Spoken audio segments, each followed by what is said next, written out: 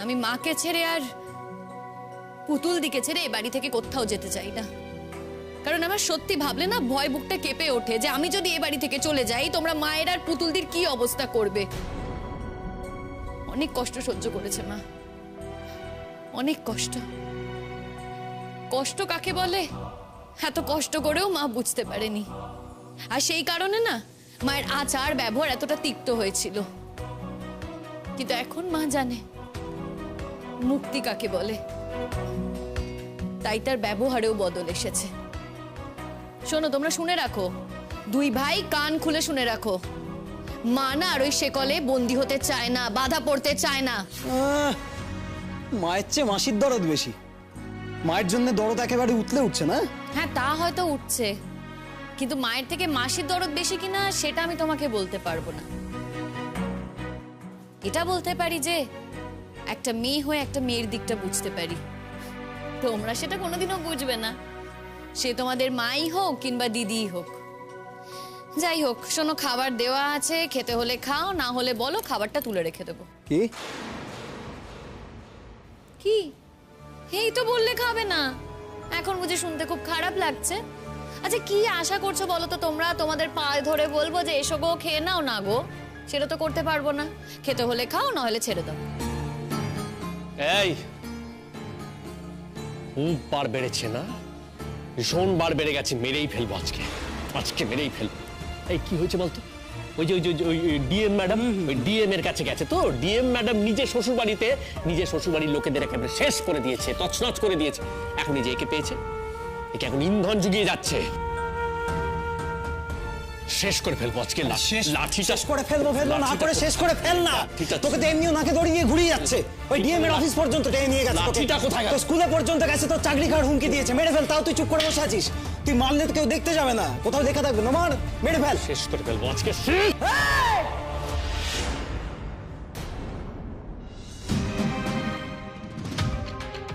খবরদার, এক পা যদি এগিয়েছিস, আর এক পা যদি এগিয়েছিস। কি করছো? এই ছেলে, হ্যাঁ, ছেলের জন্ম দিয়েছি আমি।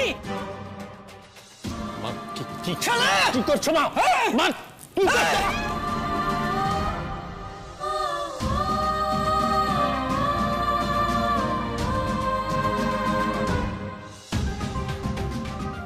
আর একটা পা এগোবি না, একটা পা, বলে দিলুম আমি। শোন, তোদের থেকে না আমার গায়ের শক্তি অনেক বেশি। দেশ গায়ে বড় হয়েছি আমি, খেলে ধুলে মাঠে ঘাটে। তোমাদের মতন বড় হওয়া নয়, তোমাদের থেকে আমি এখনো বেশি শক্তি ধরি। কি ভেবেছ মায়ের বয়স হয়েছে? হ্যাঁ, অশক্ত হয়ে গেছে, অশক্ত। যতই বয়স বাড়ুক আমার, যতই অশক্ত হই, তোমাদের থেকে আমার শক্তি অনেক বেশি। কথাটা মনে রেখো। ছেলে ছেলে হয়েছে বলি সুখের ঘরে রূপোর চামচ মুখে দিয়ে জন্মেছ তো, তাই কিছু বুঝতে পারো নে। হ্যাঁ, বলে দিলুম শেষ দিন, আর একটি পা। এই ও কি কথা দাঁড়িয়ে পড়লি যে? আয় আয় দেখি, আয়। কে আমি থাকতে আমার বৌমার গায়ে হাত দেয়? আমিও দেখি, আয় একবার দেখি, আয়। মা, হ্যাঁ, ও মা, হ্যাঁ, মা আমার কথা শোনো মা, মা আমার কথা শোনো মা। মা মা শান্ত হও মা, শান্ত হও, তোমার প্রেশার বেড়ে যাবে। ছাড়ো গো মা, ছাড়ো ছাড়ো ছাড়ো। আর পারছি না আমি, অনেক অনেক অনেক সহ্য করেছি আমি, অনেক সহ্য করেছি, আর পারবো না। আর আমি সহ্য করবো না ওদের। ওই ওই কি ব্যাপার রে? আমারই চোখের সামনে দাঁড়িয়ে তোরা আমার মেয়ের গায়ে হাত তুলছিস? হ্যাঁ, লজ্জা করে রে? লজ্জা করে রে তোদের? নিজের দিদির গায়ে হাত তোলো, নিজের বউয়ের গায়ে হাত তোলো, কি ভেবেছো তাকে? এরপর তো একদিন আমার গায়ে হাত তুলবে না বৌমা, না। শোনো, তুমি ভেবো না শুধু তোমার জন্যে, শুধু তোমার জন্যই নয়, আমি আমার নিজের জন্যই নিজেকে বাঁচাবার জন্যও প্রতিবাদ করছি। সেই জন্য আজ আমি রুখে দাঁড়িয়েছি, শুধু তোমার জন্য নয় গো। এই, আর একবার আমি বেঁচে থাকতে আর একবার আমার বৌমার দিকে পা দিয়ে দেখা দেখি, এক পায়ে গিয়ে দেখা দেখি। এমন ছেলে মানুষের হয় ভগবান। এমন দুটো ছেলে বেঁচে থাকার থেকে তো না থাকা ভালো। কুলাঙ্গার দুটো। মা এটা কিন্তু তুমি ঠিক করছো না, তুমি কিন্তু বেশি বাড়াবাড়ি করছো মা। আর একটা কথা যদি মুখ দিয়ে বেরোয় নে, তাহলে কি করবো জানিস? তাহলে এই ঠিকানা কোথায় গিয়ে পড়বে আমি কিন্তু জানি না। তাতে কার মাথা কাটলো না মুখ ফাটলো, হাত কাটলো না পা কাটলো, আমি কিচ্ছু জানতে যাবো না। অসভ্য জানোয়ার ছেলে কোথাকার। হ্যাঁ? দেখবো মা, আমি দেখবো তোমার এই বৌমা তোমাকে খাওয়ায় কিনা আমি দেখে নেব। কেন? বউ কেন খাওয়াতে যাবে? হ্যাঁ, বউ খাওয়ালে তো সেটা বাড়তি। তুমি ছেলে হয়ে জন্মেছো, তুমি কি করবে? মায়ের বাড়িতে থাকছো, মায়ের থেকে সেবা নিচ্ছ, মাকে দিয়ে সবকিছু করাচ্ছ, এদিকে মাকে কোনো দাম দেবে না কেন গো? কিসের জন্য? আর দেখো, বউয়ের যেটা করে না বউ করে, সেটা তার বিবেক থেকে করে। বিবেক থেকে করা আর করতেই হবে, এই দুটোর মধ্যে না পার্থক্য আছে। অনেক ফালতু কথা বলেছে, আর ফালতু কথা বলো না। খেতে বসো শিগগিরই। খাবার নষ্ট করার অধিকার না তোমাদের নেই। কেন বসবো? কেন? তোমার কথা? হ্যাঁ, আমার কথায় গো, আমার কথায়। কষ্ট করে এসে রান্না করেছি তো তোমাদের জন্য, তাই বলছি খেতে বসো। আর যদি না খাবে আগে বলনি কেন? আমার বুঝি ফাংশন করতে কষ্ট হয়নি? হ্যাঁ, সেই তো, সে তো বুঝতেই পারছি। নাচনেওয়ালি। যাও যাও, পাড়ায় গিয়ে নেচে বেড়াও, যাও। পাড়ায় গিয়ে নাচলে কতটা সম্মান পাওয়া যায় তা তো নিজের চোখেই দেখেছো। কিন্তু এই তোমাদের দুই ভাইয়ের কি হবে গো? তোমাদের তো কেউ পোছে না, পাড়াতেও পোছে না, কোথাও পোছে না। বাড়ির লোকও তোমাদের পোছে না। মা এতদিন না ভয় ভয় তোমাদের মন জুগিয়ে চলতো, কিন্তু আজকে দেখতে পাচ্ছ তো মায়ের রূপ। মায়ের ভয় কিন্তু কেটে গেছে, সেই কথাটা মাথায় রেখো। আর এই যে তোমাদের দিদি, স্পেশাল চাইল্ড, সেও কিন্তু তোমাদের পোছে না। আর খুব ভালো করেই তোমরা জানো, যতই আমার ওপরে গলা তুলে কথা বলো না কেন, তোমাদের না আমি কানা করিও দাম দিই না। আর তোমাদের জ্বালাটা সেখানেই। মা অনেক হয়েছে, আমার খুব খিদে পেয়েছে। তুমি কি খেতে বসবে মা? একবার পুতুলদির দিকে তাকিয়ে দেখো, পুতুলদিরও কিন্তু খুব খিদে পেয়েছে। বেচারি ভয়তে কিছু বলতে পারছে না। এতক্ষণে পুতুলদির খাওয়া হয়ে যায়, খেয়ে দিয়ে পুতুলদি শুয়ে পড়ে। প্রতিবাদ কিন্তু তখনই করা হবে মা, যখন তুমি ওদের উপেক্ষা করে খেতে বসবে। এরকম তো কোনোদিনও করোনি। করো না মা, করো। ওদেরকে উপেক্ষা করে আজ তুমি খেতে বসো, সেটাই হবে সঠিক প্রতিবাদ।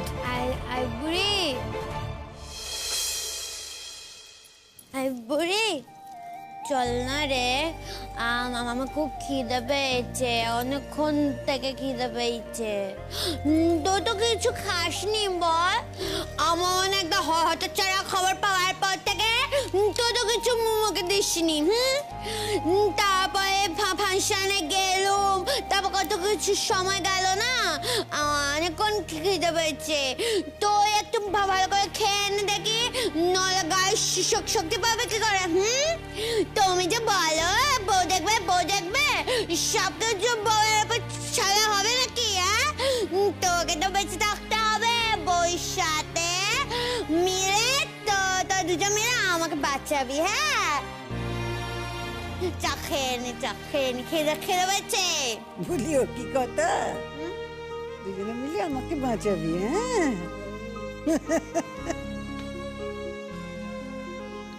খাবো। বুঝলি বৌমা, এতদিন ওই খিদে তৃষ্ণে সব কেমন ভুলে যেতে বসেছিল। নিজের খাওয়ার জন্য আর কিছু মনে হতো না। খিদে পেয়েছে, খাবো আমি। চলো।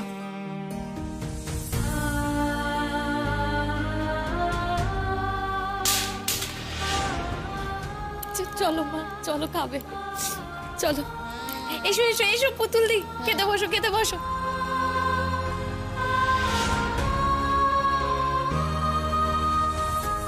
মা তুমি বললে না তো যে তোমার মেয়ের গান কেমন লাগলো? হ্যাঁ সে আর আমি কি বলবো গো বৌমা, সে তো আর 5 জনে বললে। তবু তোটা একবার বড় বলিস না কো। মা পুতুলদি কিন্তু ঠিকই বলেছে, পৃথিবীর যে যাই বলুক মায়ের বলার দামই আলাদা। ভালো হয়েছে গো, খুব ভালো হয়েছে ও বৌমা। আমি না অবাক হয়ে গেল গো, ওই অত বড় মঞ্চ মাঝে উঠে কতগুলো লোকের সামনে পুতুল কেমন গান গাইলে মাইকের সামনে। হ্যাঁ, মাইক ধরে ধরে গান গাইলে গো। আমাদের বউ কেমন নাচ করলো বল। সে আর কি করে বুঝোই, আমার বউ তো খুব ভালো নাচলো রে। জানিস তো আমার তো দেখে কেমন আমি চিনতেই পারছিলাম রে। কি মনে হচ্ছিল মা তোমার? কি মনে হচ্ছিল? আমি দেখছিলাম আর মনে মনে ভাবছিলাম, ও কি কথা, এই কি আমার বাড়ির বউ?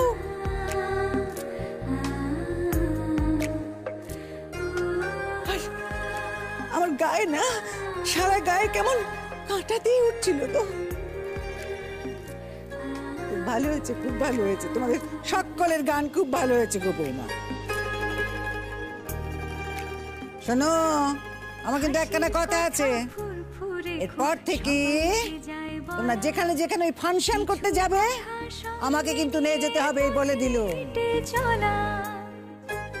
শোনো, আমিও একটা কথা বলতে চাই, এবার থেকে তুমি না গেলে আমি ফাংশনই করব না। আলোয় মোড়া সাজানো অ্যালবামে, সাজানো অ্যালবামে।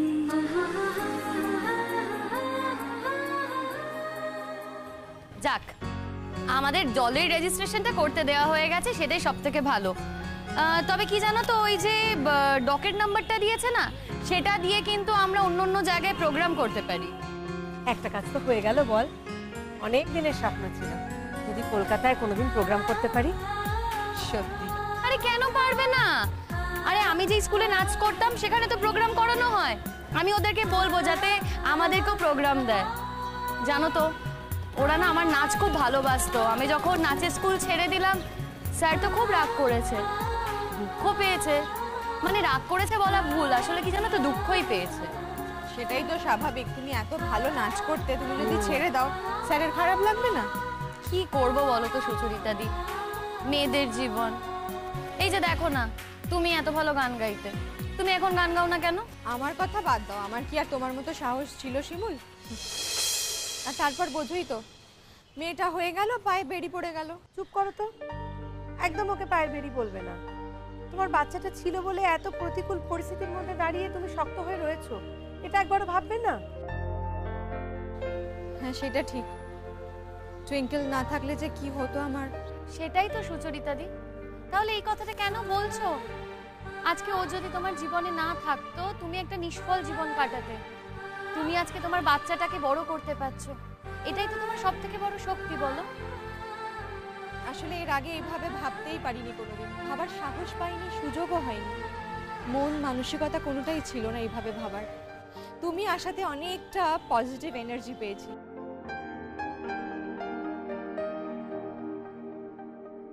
ভাগ্যিস তুমি এসেছিলে আমাদের পাড়াতে। আমি জানি পরাগের সঙ্গে থাকাটা খুবই দুরূহ, কিন্তু শিমুল, তুমি কিন্তু আমাদের মুখ চেয়ে কোথাও যাবে না এই পাড়া ছেড়ে। চলে যাবো বলে তো আর আসিনি, কিন্তু কি বলো তো, ওই মানুষটার সাথে না আমার কোনোদিনও কোনো মনের মিল হবে না, সারা জীবনেও এটা হওয়ার সম্ভাবনা নেই। আমার জীবনে একটা দিক পুরোপুরি অন্ধকারই রয়ে গেল, আমি কখনোই সেই দিক থেকে সুখী হতে পারবো না। প্রবলেম সব বাড়িতেই থাকে রে, প্রত্যেকটা বাড়িতে থাকে। এই যে আমারই দেখ না, বর ভালো, শ্বশুর বাড়ি ভালো, বাপের বাড়িও ভালো, কিন্তু একটা বাচ্চা নেই। এতগুলো বছর বিয়ে হয়ে গেল, শ্বশুর বাড়িতে যদিও কেউ কিছু বলে না, জানিসই তো, ওরা খুব ভদ্র তো, তাই মুখে কিছু বলে না, কিন্তু খারাপ কি আর ওদের লাগে না? খারাপ ওদের সকলেরই লাগে। এই তো আমার বরেরই কি বাচ্চা পছন্দ, আমার ননদের মেয়েটাকে টেনে টেনে নিয়ে কি আদর করবে। দেখি, ভাবছি একটা বাচ্চা অ্যাডপ্ট করবো। সেটা তো খুব ভালো কথা বিপাশাদি। তুমি ভাবতে পারছো, তুমি যদি সত্যি একটা অনাথ আশ্রম থেকে একটা বাচ্চা অ্যাডপ্ট করো, তারও তো জীবন গড়ে উঠবে। সত্যিই তাই। এখন না অনেক কিছু ভাবতে পারছি রে, আগে এত কিছু ভাবতেই পারতাম না। সত্যি তুই কলকাতা থেকে এসে আমাদের মধ্যে অনেক পজিটিভিটি সঞ্চার করেছিস, তোর কাছে কিন্তু কৃতজ্ঞ থাকবো আমরা। ঠিক আছে, আমি এগোচ্ছি। এত রাগ করার কিছু নেই শিমুল, আমাদের যখন কৃতজ্ঞতা জানানো সেটা জানাতেই হবে। সবসময় নাই বা জানালাম, কিন্তু কোনো কোনো সময় এমন কিছু ঘটনা ঘটে যখন কৃতজ্ঞতা না জানিয়ে থাকা যায় না। সেটা ভাই বোন, বাবা মা, বন্ধু যেই হোক না কেন, জানাতেই হয়। এত বড় কৃতজ্ঞতার সুযোগ কি কারুর কাছ থেকে কখনো পেয়েছি? বাবা মা, ভাই বোন কেউ কখনোই তো এই সুযোগটা করে দেয়নি শিমুল, একমাত্র তুই এই সুযোগটা করে দিয়েছিস। সারাটা জীবন বাড়ির সকলের কাছে শুনে এসেছি মানিয়ে না, মানিয়ে না, কিন্তু মানিয়ে নেওয়া থেকে বাইরে বেরিয়ে মাথা তুলে দাঁড়িয়ে যে অন্য কিছু করা যায়, সেটাই তো কেউ কোনোদিন বলেনি রে। সত্যিই তাই। আমার দেখো না, বাপের বাড়ি থেকে তো আমাকে ফিরিয়েই নিয়ে যেতে চাইনি। ভেবেছিলাম বোধহয় জীবনটা পুরোটাই অন্ধকারেই কেটে যাবে, এইভাবেই কেটে যাবে। কিন্তু দেখো, শেষ মুহূর্তে এসে কিন্তু ঘুরে দাঁড়াতে পেরেছি, মাথা তুলে দাঁড়াতে পেরেছি, এটা শুধুমাত্র তোমার জন্য। আচ্ছা, তোমরা সবসময় আমার কথা বলো, কিন্তু তোমরা তো আগে থেকেই সবটা প্ল্যান করেছিলে। ও বাবা, সে তো আমরা কত বছর থেকে কত কিছুই প্ল্যান করেছি, কিছুই আর করে উঠতে পারিনি। एग्जैक्टली पूरा जीवन सिर्फ प्लान ही করে গেল। দেখো না আমি কিতনা দূর থেকে কাম করতে আসি। একটা স্বপ্ন ছিল জানো, কলকাতার মতো জায়গায় আমার শাদি হবে। এই জায়গাটাকে তো, হ্যাঁ এই জায়গাটাকে তো আমরা কলকাতাই ভাবতাম, क्योंकि पास में ही আছে না, इसीलिए ভেবেছিলাম কি फैमिली बहुत लिबरल হবে, उदार হবে, पर कहां कुछ हुआ, कुछ भी नहीं हुआ। इससे तो अच्छा था আমার জায়গা, ওখানে সবাই এত লিবারেল, এত উদার, কি বলবো। और এখানে हर चीज में सिर्फ रोक टोक, এটা বলছে ও ওটা বলছে। पर এখন না অনেকটা ঠিক হয়েছে, কি বলো? হ্যাঁ আমরা পেরেছি, এটা ভেবেই আমার দিল খুশ হয়ে যায়। और সামনেই তো পূজা আছে, ফাংশন আছে, তারা সোচো পুরা পূজা আমরা নিজেরা করব, সব কিছু নিজেরা তৈরি করব, কিতনা মজা আসবে বলো। হ্যাঁ আমার ওখানে তো আমরা পুরা সাল ওয়েট করে থাকতাম পূজার জন্য। ঝড় কিন্তু আসছে। সে আসুক বিপাশাদি, ঝড়কে আর ভয় পাই না। আমরা এখন ঝড়কে জয় করে ফেলেছি, বুঝেছো? আরে শিমুল,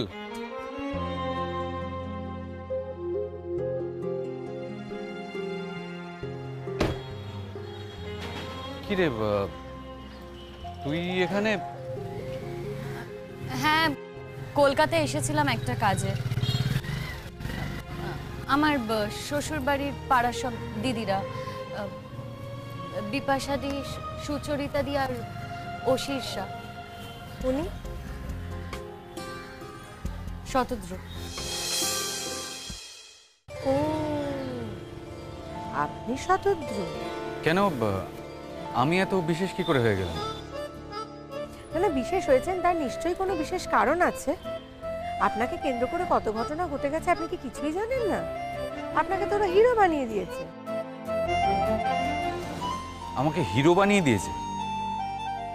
না না, ঠিক আছে, তুই ভালো আছিস?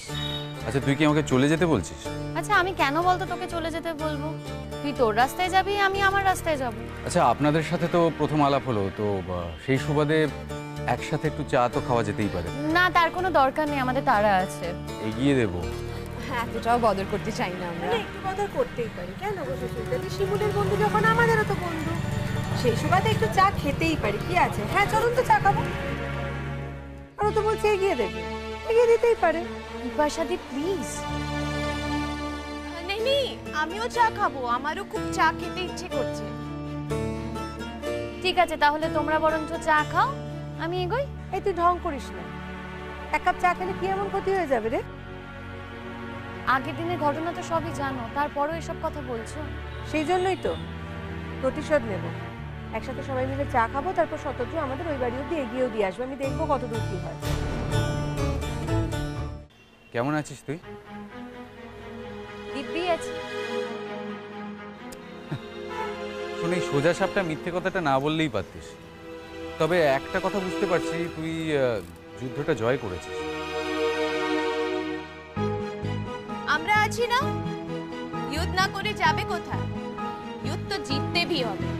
और वैसे भी ওর মধ্যেই তো ওই জয়ের বীজ লুকিয়ে আছে। হ্যাঁ, তুমি আমাদের সবাইকে জয়ের কথা বলো, খুদ হেরে গেলে চলবে? হ্যাঁ চলুন চলুন, রাস্তায় দাঁড়িয়ে কথা বলে তো লাভ নেই, আমরা বরং কোথাও একটা বসে চা খেতে খেতে কথা বলি। তোমরা যাবে? জরুর। তোমারও নিশ্চয়ই যেতে ইচ্ছে করছে। না সুচরিতা দি, আমার যেতে ইচ্ছে করছে না, কারণ আমি জানি বাড়ি গিয়ে আমাকে কি ফেস করতে হবে। এই কি এত ভয় পাস রে? তোর শাশুড়ি এখন তোর পক্ষে, তোর ননদ এখন তোর পক্ষে, বাকি ওই দুজনকে কি এত ভয় পেয়েছিস তুই? আসলে অসম্মানকে ভয় পাচ্ছি। কে অসম্মানকে ভয় পায় না বলো তো? এই অসম্মানের ভয় না সারাক্ষণ কুঁকড়ে থাকে। বলছি, আমার সাথে এক কাপ চা খেলে যদি অসম্মান হয়, আমার মনে হয় সেই অসম্মানটাকে তোর অ্যাকসেপ্ট করে নেওয়া উচিত। নয় অ্যাকসেপ্ট করে নে, নয় তার থেকে উপরে ওঠ।